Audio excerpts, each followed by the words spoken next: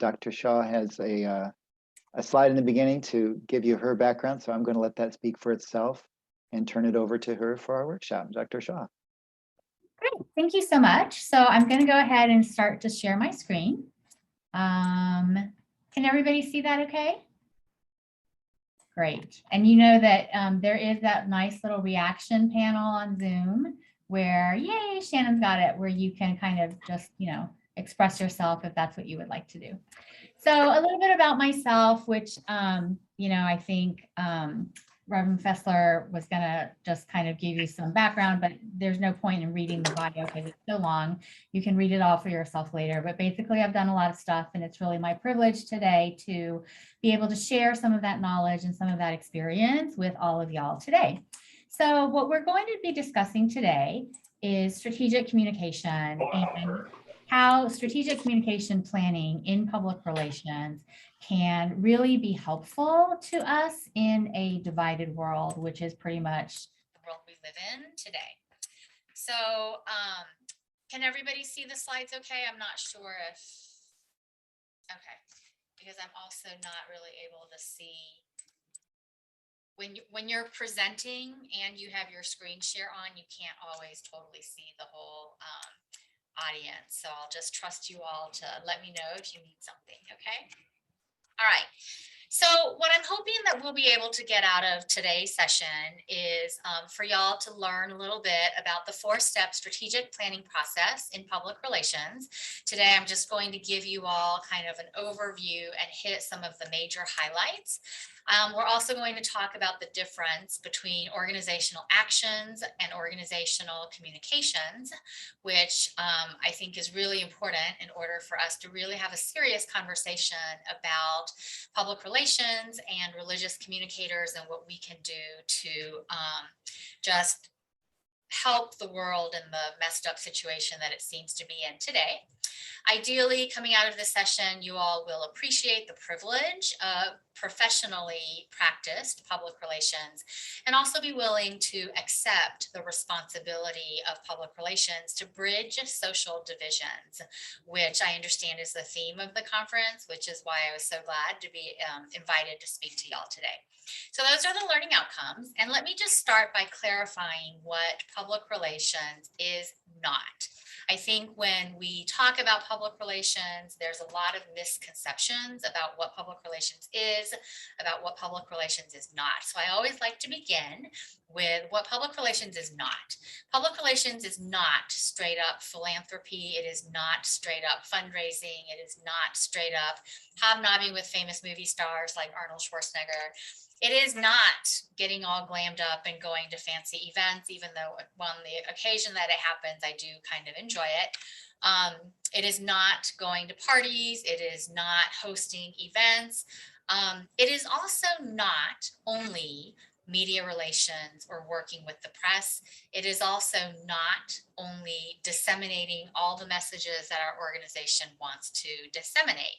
So public relations, when you really get down to what it means professionally and ethically, public relations is a management function.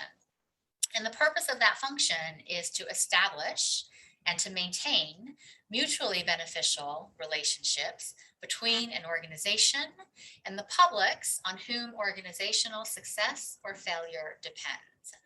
This is a classic definition that comes from the textbook Effective Public Relations.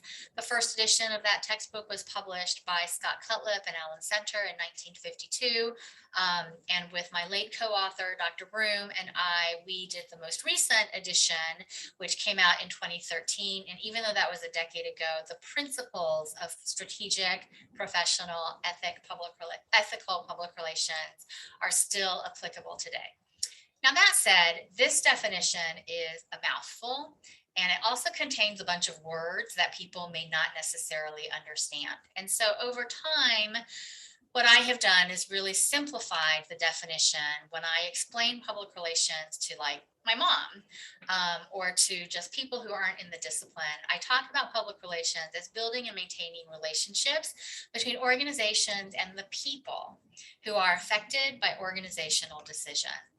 And so ultimately, that's what we do in public relations practice.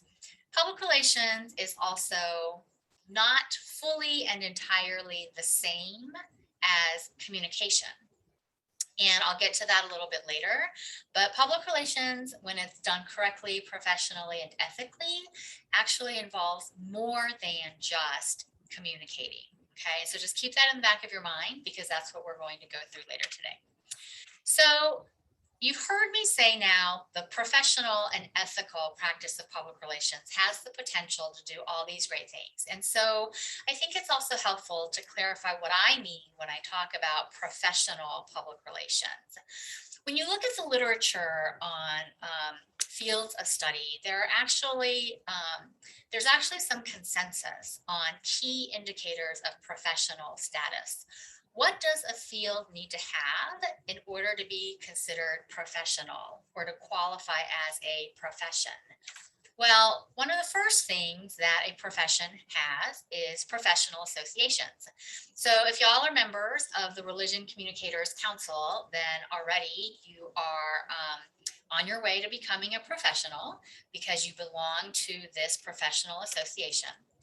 Professions also have specialized educational preparation. So just like not anybody can say that they're a doctor, well, actually anybody can say that they're a doctor, but not everybody can actually be a real doctor because real doctors have gone through med school, they've gone through this specialized educational preparation.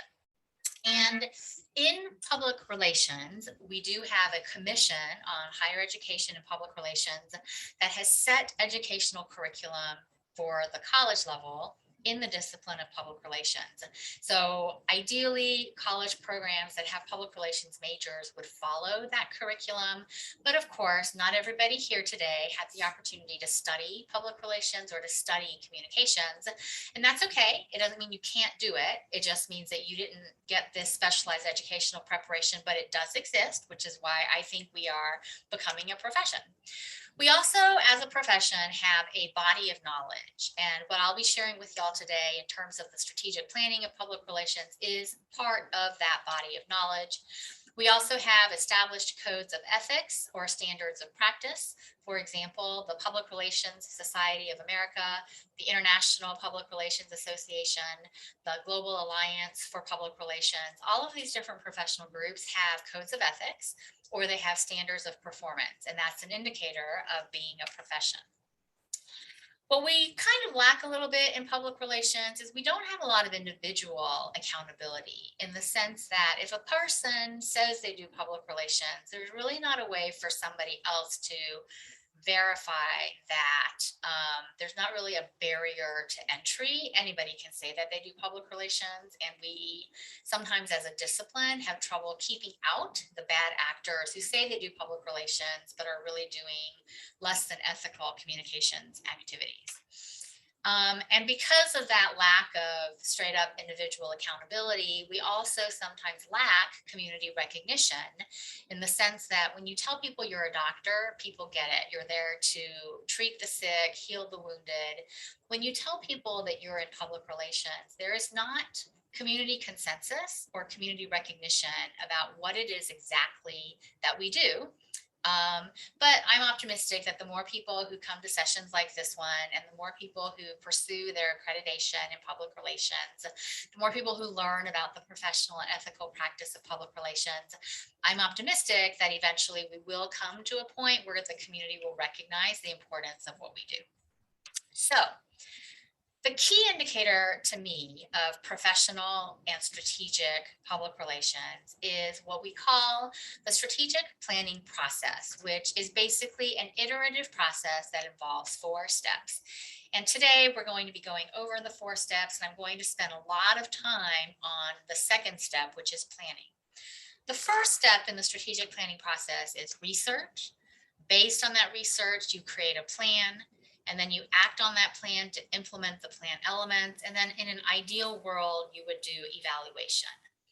I think a lot of times what happens in nonprofit organizations like faith-based groups, faith-based organizations, religion communicators groups, is we spend a lot of time implementing similar to what was implemented in the past. We don't necessarily do a lot of research. We don't necessarily take the time to craft a plan. We just kind of implement. We have the event, we send out the news release, we make the announcement, and we also don't spend a lot of time doing evaluation. So today, what we'll be talking about is this 4-step strategic planning process, and implementation and evaluation are part of it, but I'm not going to spend a lot of time there. What I'm really going to do is talk about research, but really I want to spend a lot of time talking about goals and objectives. I want to spend a lot of time talking about publics. And then most of all, I want to spend a lot of time talking about strategies and tactics, because strategies and tactics often are what make the difference between ethical public relations and unethical public relations, between professional public relations and unprofessional public relations. So as a quick overview of the 4-step strategic planning process, before I launch into that, are we all okay? Are there any questions? If there are, I'll just put them in the chat and I'll try to catch them as I see them, okay? I just popped one in the chat for you. Oh, great. Oh, and that's a good experiment to tell me that I can't see anything in the chat. Yes, I will be able to share the slides after the meeting. Great, so flag me if you have something in the chat. Okay, actually, I think I can put the chat up. Do you all see the chat that I have on my screen, or do you still only see my slides? We just see your slides. Oh, excellent. Okay, so I'll leave the chat open. That way I'll be able to keep an eye on it. So let me give you in 3 slides kind of the overview of the elements of the strategic plan in public relations. So the first thing that we want to do in this research, planning, implementation, evaluation process, which you will sometimes hear referred to as the RPI process, is we always want to do research and evaluation. So remember the circle, research and evaluation are the first step and the last step of the 4-step strategic planning process. When we do research in public relations, we want to research our own organization. We also want to research the publics that we're trying to reach. We also want to research the issue or the problem, or for the optimists in the room, you want to research the opportunities, right? What are the ways in which we can make our organization better? You would then distill all of that research down into a SWOT analysis, which some of you may know stands for strengths and weaknesses, opportunities and threats. So strengths and weaknesses are internal to your organization. What are the ways in which my organization is strong? What are the ways in which my organization can be improved in their weaknesses? And then opportunities and threats are external. What are the things that exist out there that are threatening to our organization? What are the things out there that are opportunities that our organization can leverage to better do its work? So all of this research then gets distilled down into a problem statement. And before I talk about that, let me just make a equivalent, if you will, to organizational listening, because I think sometimes organizational leaders don't want to take the time to do research, right? They feel like they already know what the problem is. They already know what the solution is. They're just going to do it. And what I try to do is explain to organizations that just like people, you know, the Lord created us with 2 ears and 1 mouth, which means we should listen twice as often as we speak. Research is about our organization listening to our stakeholders, listening to our publics, listening to the organizational environment. And when we don't have our organization do research, we're basically saying to our organization that listening is not important. And if you've ever been in a relationship with a narcissist who only ever talked about themselves and didn't ever ask you about yourself or took the time to listen to what you wanted, if your organization only talks and doesn't listen, you're basically asking people to engage with a narcissist. And we all know, or maybe we don't, but we can imagine that relationships with narcissists are not very fulfilling to anyone else except maybe the narcissist. And so as public relations people, if we're being professional, part of our job is counseling organizational leaders on how to not be a narcissistic organization, and about the importance of our organization doing some listening, which is really doing some research, finding out about our stakeholders, and finding out about problems and opportunities, threats, and et cetera. Okay? All right. Once we've done the research and we've come up with a statement of the problem, then we have a goal statement, okay? The goal statement is ideally what we want our communication plan or our public relations plan to be able to achieve. That plan should include not only the goal, it should also include the publics that we're going to prioritize and target. It should also include the objectives that we want to meet, and it should also include strategies as well as tactics, okay? And I am going to come back to talk about strategies, because when we talk about strategies, a lot of times we only think about communication. And I really want to spend some time with y'all today talking about organizational action strategies, because those are really what make the difference between programs that succeed and programs that are not successful. Okay, so, all right. What I'm not really going to talk about, but it is part of the plan, so I'll stick it up here, is the third step and the fourth step, implementation and evaluation. Implementation plans are, you have a list of tasks that have to get done. You have an amount of money that's allocated for each task. There's a schedule for executing it, and then somebody is assigned to make sure it gets done, right? So that's implementation, which all of us know how to do. And then evaluation, which we could spend a whole other lecture on, so I won't get into that, okay? Kathy, you have a really great question about publics versus target audience, and I am actually going to get to that in a little bit about the difference between those terms, okay? So excellent question, I'm glad you asked it. All right, so 4-step strategic planning process: research, planning, implementation, evaluation, RPI. I'm going to spend the rest of the time today talking about planning. And I am hoping to leave as much time as possible for Q&A for those of y'all who were able to attend live, so that I can make sure to get all of your questions answered. So in the planning phase, the acronym that we use to help us remember the things we need is goal post, right? So goal is, you have a goal. That goal is to fix the problem, okay? And while I'm talking about this, feel free to pop into the chat what you might think your organization's problems are that you would like to craft a public relations plan to fix, okay? You don't have to get into any gory details. I know we're all among friends here, but some things are sensitive. But feel free to pop into the chat what you think might be an organizational opportunity and organizational challenge, okay? So goalposts. The first thing we have in goalposts for the planning phase is we have a goal. The goal is to fix the problem. What is the difference between goals and opportunities? Well, goals and opportunities are a little bit different. Goal statement, obviously, as I said before, is derived from the problem statement. Objectives are the smaller steps that we need to achieve in order to achieve our overall goal, okay? Proper objectives have 4 elements. Proper objectives always specify a target public. Proper objectives always have a target date for being achieved. There's some kind of a timeline or a time frame. Proper objectives always specify the nature of desired change, and then the amount of desired change. That change has to be measurable in terms of numbers, right? So 100 people did this, know this, believe this. 48% of the congregation did X, Y, or Z, okay? It has to be measurable. What I want to underscore here is when we talk about proper objectives, we're always talking about some kind of change that we desire. And that change is in our targeted public. And that's a change in knowledge, a change in attitude, or a change in behavior.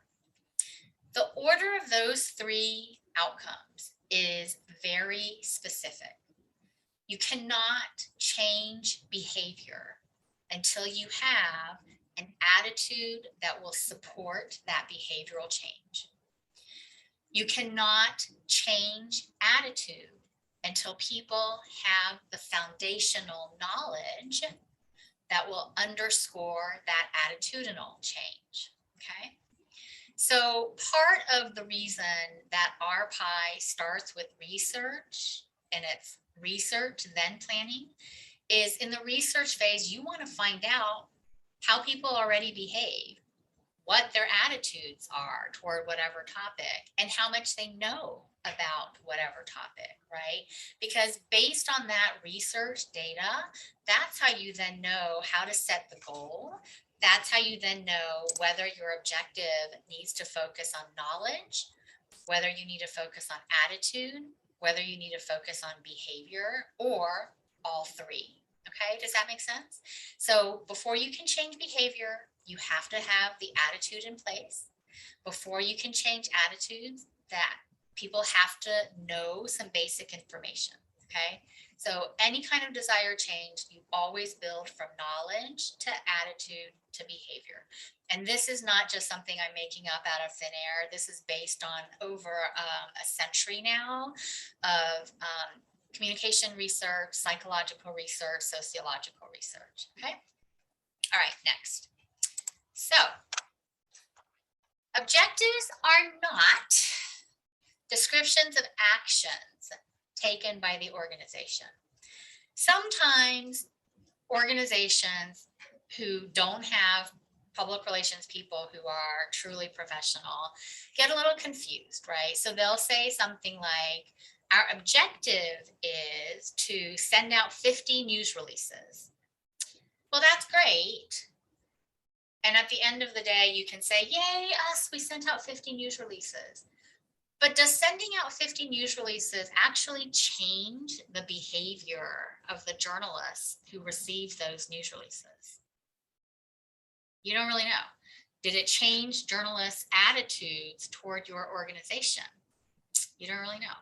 Did it actually educate journalists about your organization?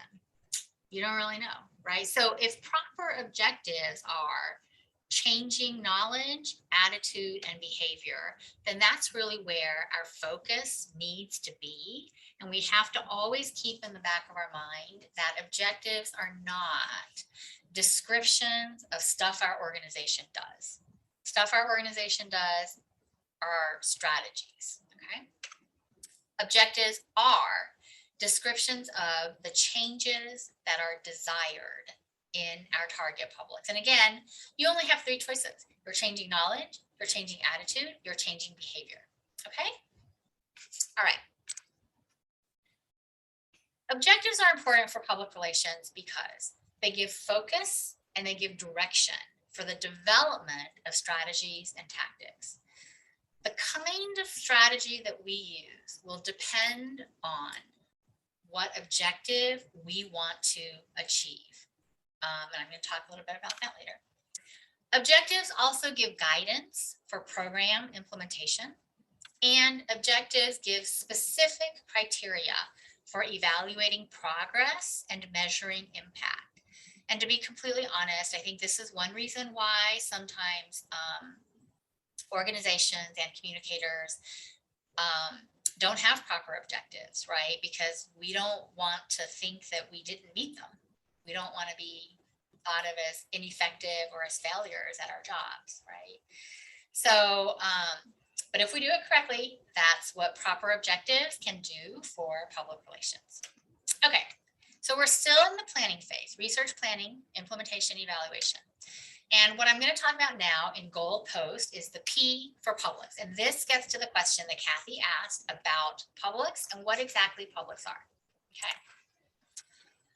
A stakeholder is anyone who has a stake in our organization's success or failure. So let me say that again. A stakeholder is anyone of any faith who has a stake in our organization's success or our organization's failure, even if they don't realize it, even if they don't know that our organization exists, right? Okay. That's a stakeholder. A public, by definition, is a group of two or more people who recognize that they have something in common. That might be that they're all members of the same congregation. It might be that they're all upset about the same issue. It might be that they're all interested in taking advantage of a specific opportunity. Whatever it may be, publics, by definition, are a little bit more organized, if you will, in the sense that they have some level of awareness of commonalities that they share with each other. Whereas stakeholders are just random people who have a stake in how our organization succeeds or fails, but they may not even notice it. Okay. All right, audience. So audience is anyone who happens to receive our organization's message, right? So say, for example, that we want to target publics who reside in a specific geographic location. And the way that we try to reach them is through radio advertisements. Audience members would be anybody who happens to hear that radio ad, including anybody who happened to be driving through that geographic area, like on a tourist visit or a business trip, even if they don't live there, right? So audiences are anybody who happens to receive our message, even if we didn't intend for them to. And that's, I think, something important for us to keep in mind, right? Because we talk a lot as communicators about audience, but what we really mean is the people we intended to strategically target, and those are publics. What sometimes will happen is, even though we meant to target a certain group of people who are these strategic publics, other people also hear our message, right? So if you can get straight in your mind the difference between public and audience and remember that they're different, then you can ask yourself the question of, okay, my message is designed for this public, but who might also hear this on accident? And if they did, would they be offended? Would they misunderstand? How can I make sure that they don't, how can I be sure that an audience hearing the message intended for a public doesn't create some other problem that I didn't intend to create? Does that make sense? Okay. So when we talk about publics, research shows publics move through stages of development, okay? These stages are latent, which is they have something in common, but they don't even realize it yet. Then when they realize that, they become an aware public. They realize what they have in common. They realize how they're impacted by what your organization does and the decisions that your organization makes. An active public is a public that takes its awareness and does something about it.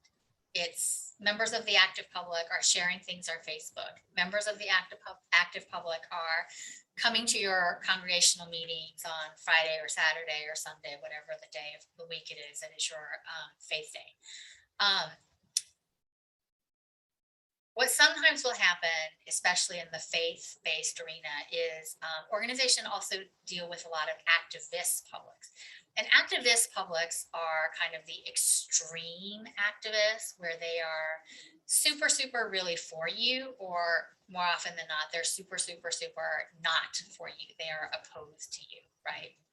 So part of what we end up having to do in public relations is understand where on this developmental scale are our organizational publics? Are they latent, aware, active, or activist?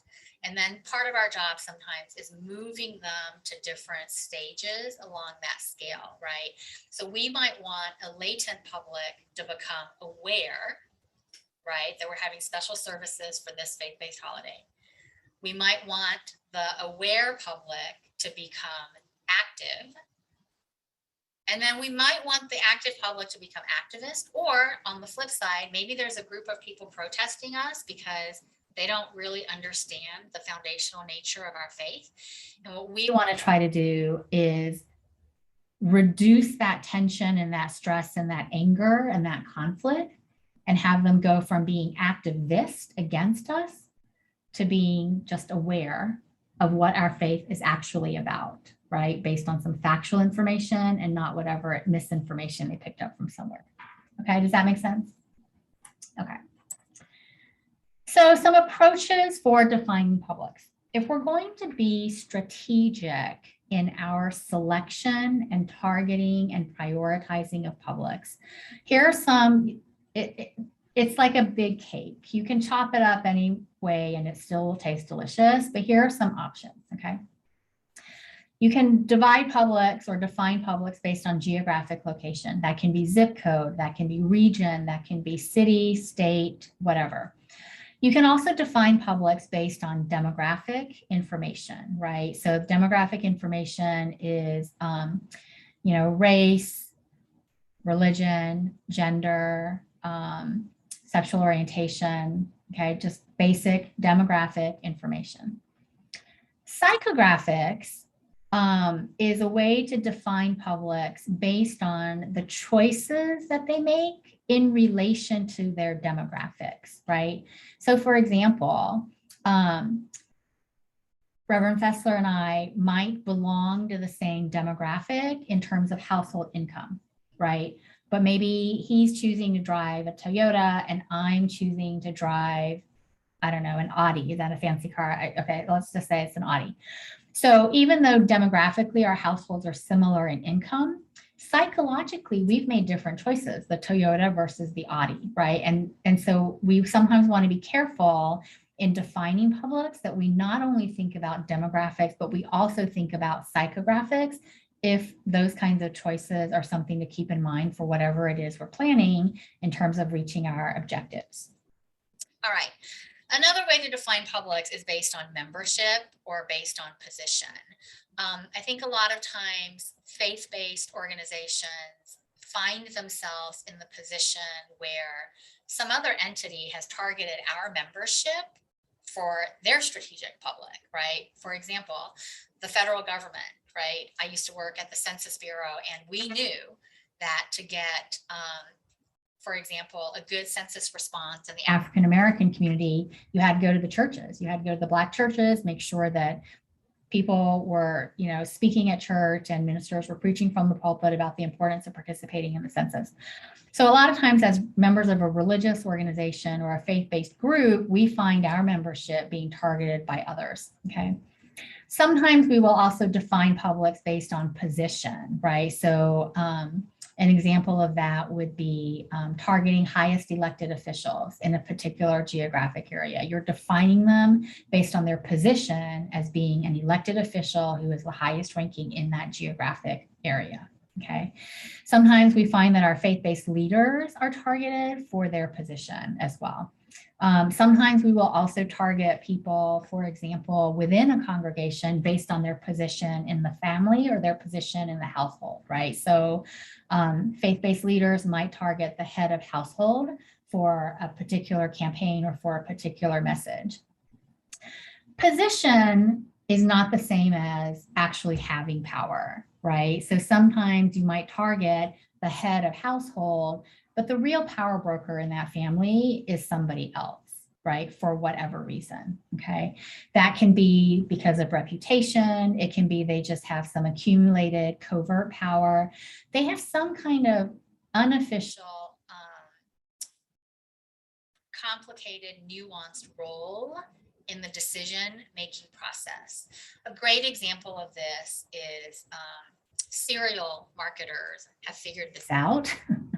That the decision makers on what cereal to buy for a family, traditional nuclear family, is the children, right? And this is why Saturday morning cartoons target little kids for the sugary cereal, because they know that when parents take the children to the grocery store, the people picking out the cereal are oftentimes the children, okay? So again, there's not one right way to do this. These are just some examples of different approaches to defining publics, okay? One thing that I do want you to keep in mind is that publics can be cross-situational or situational. What that means is this. Cross-situational publics are people whose sense of being part of a group are consistent across situations. Okay, so for example, Okay, so an example of that might be like race. Okay, I'm Asian American, identify as Asian American, whatever situation I'm in, whether I'm giving a presentation to the RCC or earlier this week, I gave a presentation to another professional association. My identity as an Asian American is cross situational. I am still that person. Okay. A situational public is a public where, depending on the situation in which people find themselves, a part of their identity may become more or less relevant than in another part, right? So presenting today, maybe my being Asian American didn't really matter. Right. So that's a situational thing. Maybe what really mattered in this particular situation is my educational background or my professional experience, right? Like that's why I was invited to speak, was not because I look a certain way or identify a certain way, but because of my past experiences and knowledge, right? So I think sometimes what happens is this, when we are the ones putting together a plan and figuring out who to target, is sometimes we think that a particular group of people see themselves cross-situationally. And so we always target them as like soccer moms. The soccer moms feel like this. The soccer moms feel like this. Soccer moms feel like this. Well, then surprisingly, some situational thing happens and the soccer mom group splits. It's not a monolith. Some soccer moms are really feeling this way. And this other group of soccer moms that demographically, psychographically, otherwise are all the same, are all now all of a sudden feeling the complete opposite way, right? So just something for us to keep in mind when we're trying to figure out who we want to target is some publics are stable throughout situations and other publics will shift depending on the situation that we find ourselves in. Okay, so now let's talk about strategies in terms of goalposts. We've identified our goal. We figured out who we want to target.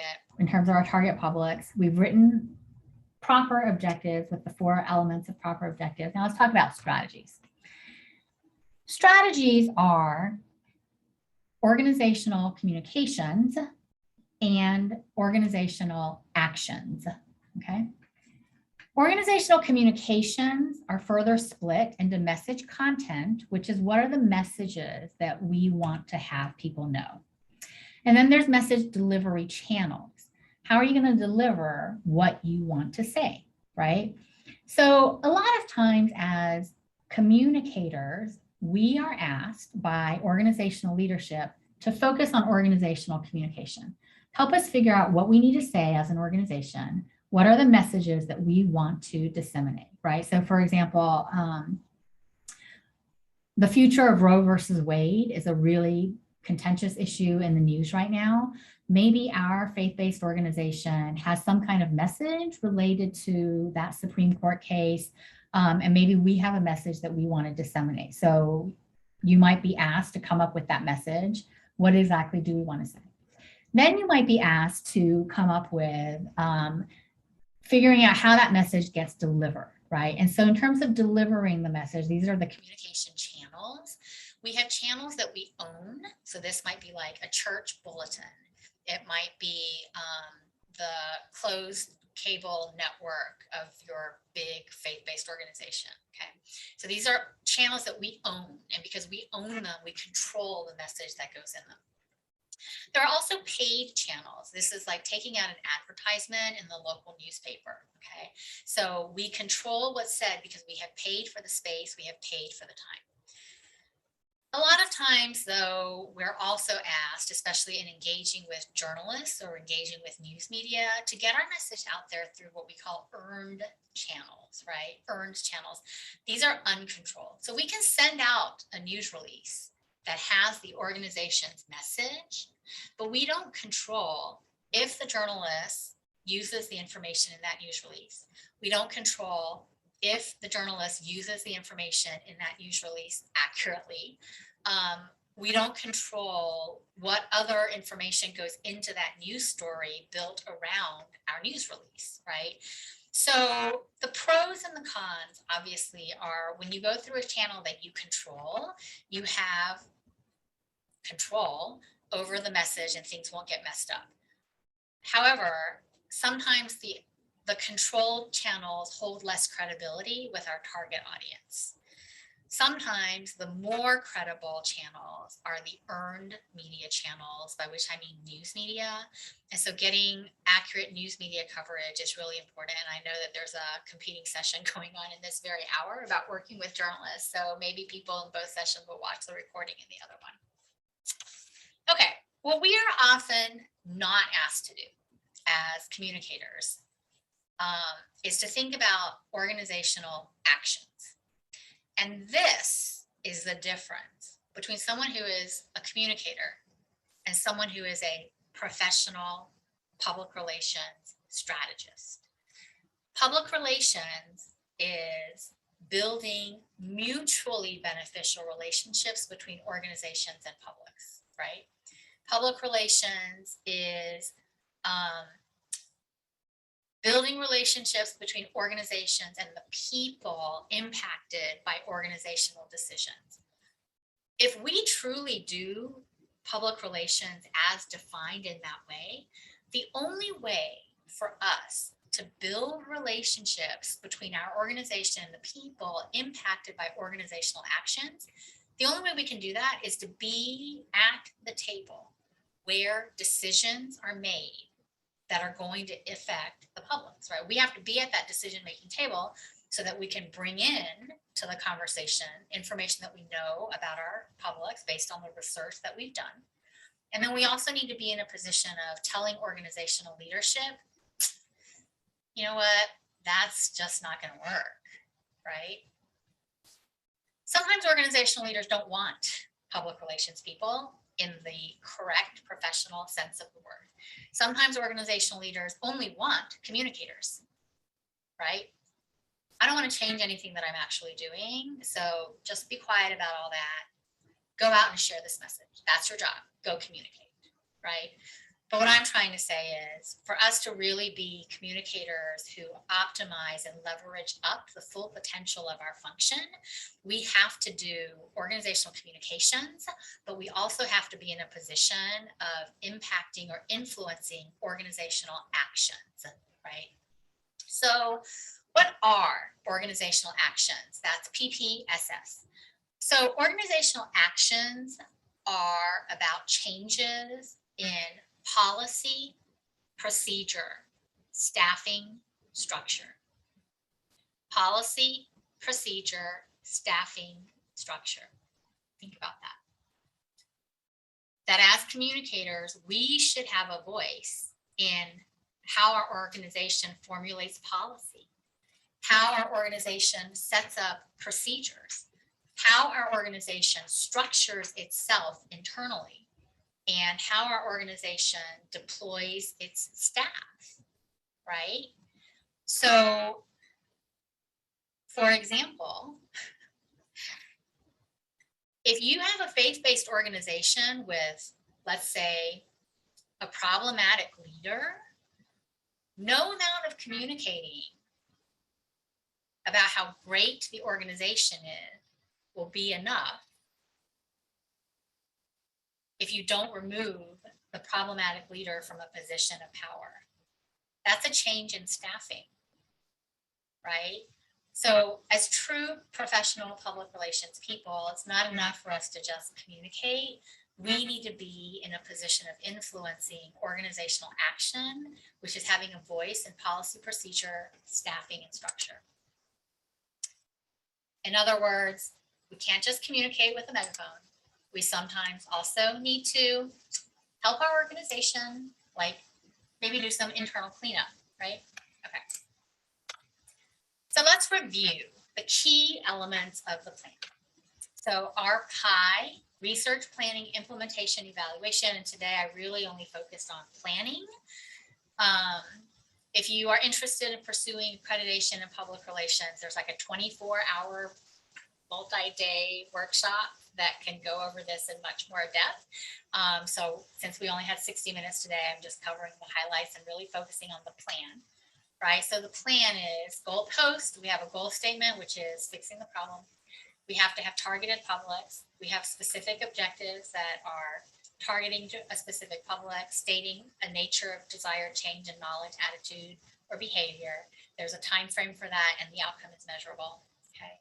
And then we have strategies, which are not just about communication of our message content through a strategic channel, but we also have to have action strategies, which are internal changes in organizational policy, procedure, staffing, and structure, right?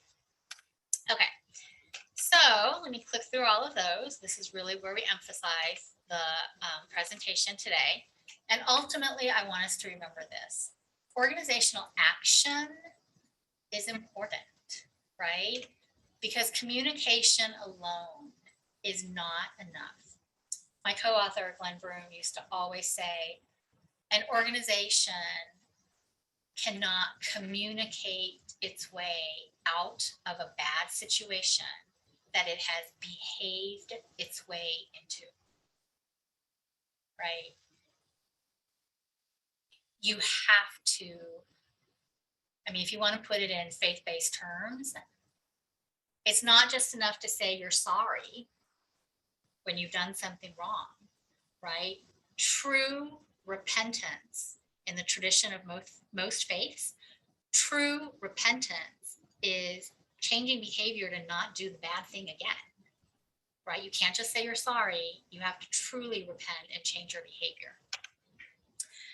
The other key takeaway for today is communication is a strategy. Communication is not the goal. Sometimes organizations develop a goal because they'll be like, our problem is we don't communicate enough. Therefore, our goal is to communicate. Well, no, not really, because anyone who's been in a difficult relationship knows no amount of more talking is going to fix a relational problem where the problem has resulted from behaviors of the people in that relationship, right?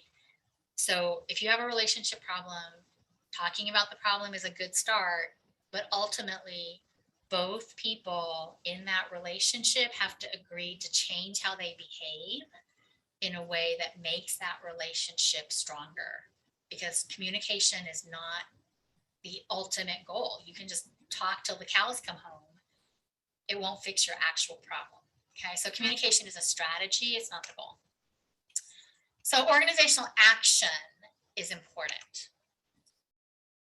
When we do organizational action changes in policy, procedure, staffing, structure, it helps our organization to adjust to changes in the environment. And what that does is it helps our organization adapt for its own survival, right? Helps it adapt for its own survival. So an example of this might be faith-based organizations that have come as you are services, right? We're now a very informal culture. People don't always like to get all dressed up. The traditional get in your Sunday best and show up for a couple hours Sunday morning. If our organization doesn't adjust to this more informal environment, for example, by having come as you are services where people can show up in jeans or shorts or whatever, the organization may not survive, right? So that's a change in how we function, right? Change in our dress policy, if you will. Organizational action backs up organizational words. And what that does is it builds your organization's credibility.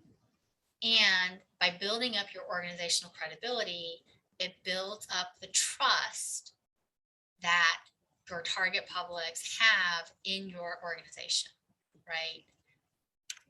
And so ultimately what organizational action does is it enables our organization to serve that higher calling, which, as is the subject of this convention, is to enhance ecumenical cooperation, which helps global peace, right?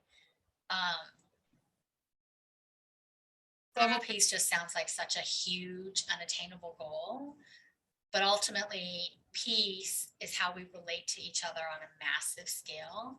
And you have to start somewhere, and it starts at the very interpersonal level, me to you. From there, it scales up to the small group level, group to group.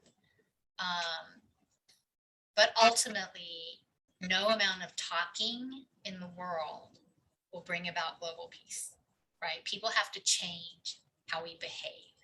And that is where communicators can come in by being professional and ethical practitioners of public relations, because public relations is about changing organizational action in addition to helping organizations to communicate better. So, I mean, we have so many problems, right? The pandemic is still going on, and that process revealed this kind of underlying systemic racism that many societies have. We have a war going on, multiple wars going on. The environment is really problematic right now. We're basically destroying God's creation. And so our calling, I think, is clear, right? Our calling is, if we individually and as a group of communicators live up to our full potential as ethical and professional public relations practitioners, that helps us to help our organizations to do the good that it needs to do in the world, because the world needs us. So that's pretty much the lecture. And you know, I'm happy now to just stop sharing my screen. The slides will be shared out. You can screen capture this if you want really quickly and have my contact information. And then let me just kind of open it up and look at the questions that are in the chat. So, because I do see quite a number of chat questions. Okay. So, how can we get a message to the public that is split in some way? So, yeah. So, Reverend, do you want to just ask your question out loud? Because I don't know if the recording captures the chat. Yeah. So that people watching it afterwards can know your question.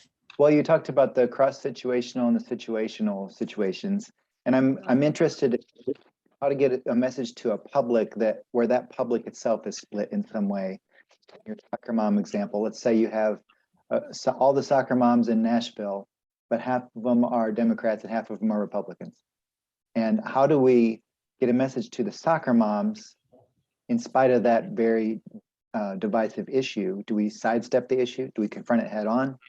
What do you think? You know, there's not really a simple way for me to answer that, because I think it depends. It depends on what is the message that we're trying to convey, which then begs the question of why is that the message we're trying to convey, which then begs the question of, well, what exactly is our objective and what is our goal, right? So it always goes back to, what is our goal, right? If our objective is to get more people to show up to congregational meetings, that's one thing.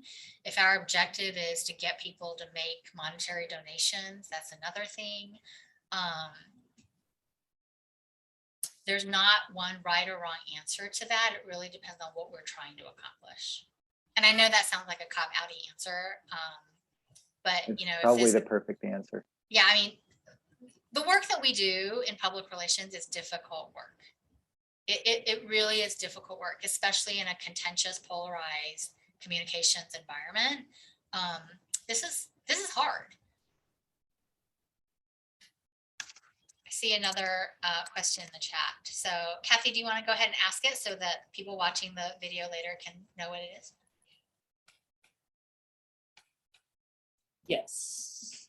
Yeah, Diane, how would you help your leadership understand that a significant group under their overall umbrella needs guidance on their future direction?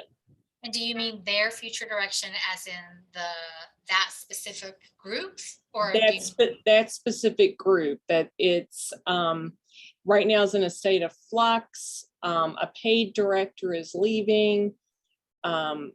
No one knows if there's going to be a paid person put in place, and leadership is kind of taking a hands-off approach, and I feel like they need to take a more hands-on approach. Yeah. So I think the first thing that I would do is research, which I know sounds big and maybe intimidating, but research doesn't have to be like you spend $1,000 to do a straight up survey. It can just be a bunch of information points that you've collected, right? So I would start with strategically and systematically assembling points of information, right? Like you kind of like you just said, Mhm. paid leader is leaving. Maybe this is the third paid leader in 6 months, which is a problem. Just kind of lay out what that means. Paid leader is leaving. Now 24 staff members don't have supervision. Like, what exactly does that mean? So Mhm. I would start there with some factual presentation of what this means in terms of the operations of that group. Okay. The second thing that I would do is this. I would figure out what the organizational leaders really want. And I would tie the success of that subgroup to what the leaders really want. Okay. Because you have to make the organizational leaders understand why whatever is going on in this smaller subgroup is going to impact their big picture overall goals. Okay. Right. Mm-hmm. And ideally they would be straight up with you, because maybe I have no idea what group you're talking about, so I'm completely making this up. Maybe their overall goal is to reduce the size of the umbrella organization, and it's just fine by them that this smaller group fades away and dies. Mm-hmm. Okay, well, if that's the case, they should just be straight up and let people know. And there are ways that you can sunset groups painlessly, right? And so part of it might be, what exactly does the umbrella leadership want? Is the survival of this subgroup actually part of that overarching vision?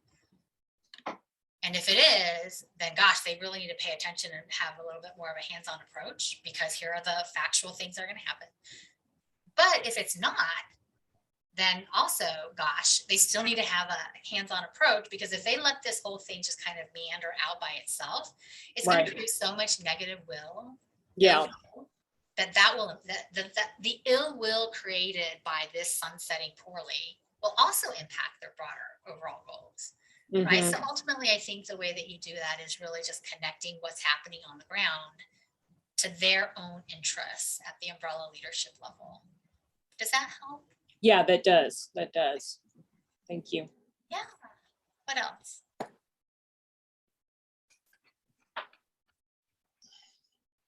And don't feel obligated to ask a question. We can always end early. Well, appearing to be headed towards the end, before we close out, I certainly want to say thank you so much. Folks, if you didn't realize, the Cutlip and Center Bible of PR that has been out for several decades. Dr. Sha is the author of the most recent edition, co-author of the most recent edition, and it's quite an honor to have you here